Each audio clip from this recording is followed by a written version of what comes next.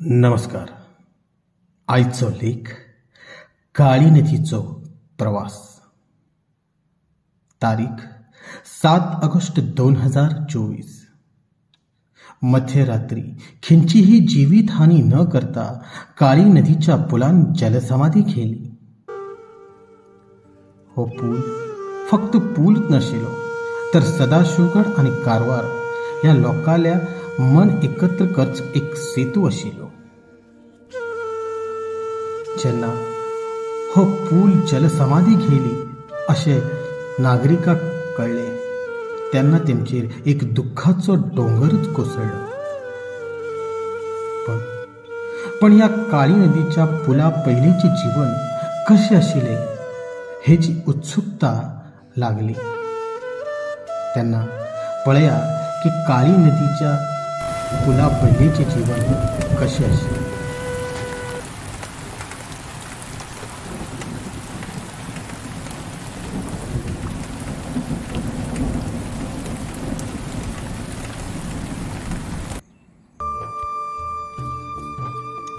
आता ऐकूया श्री देविदास बी नाईक हेमगेले शिडी बोटीचे काही गोड अनुभव.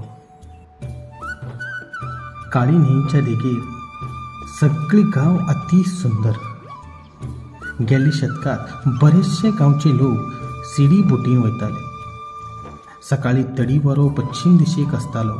दनपारा एका नंतर भायल वारो पुर्वेक येतालो.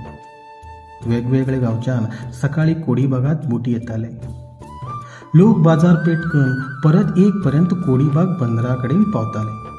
सदाशिवगड, सुमकेरी, होटेकाळी, बोरी बंदर, हळगा, कंजा, सिद्धरजूग, नासाफातर, कातने, सकल हुळगा, बोडजूग, कारगल, वैल हुळगा, केरवडी, भैरे, बाळणी, बोळे, मल्लापूर, इरपागे, होटेकाळी, कुन्नीपेट, जालकी येताले कद्रा. बोट आशिल्ले हणकूण गांवासाठी आणि सावरी नायती गांवासाठी. न्हंयत भरती आसतना बोट धक्याक लागताली. जेन्ना सुकती आसताली बोट दिमभर उदकांत थांबताली. कितले सुंदर आसतालो तो शिडी बोटीन प्रवास ते शब्दात वर्णन करूं जायना. मधुर वारो आणि निसर्ग सौंदर्य. बोटीत प्रवास करतना एक बंदर जाले की दुसरे बंदर दिसताले. वाह, अजूनही जेन्ना ती याद येता तेन्ना एक तरेचो उत्साह मनात येता.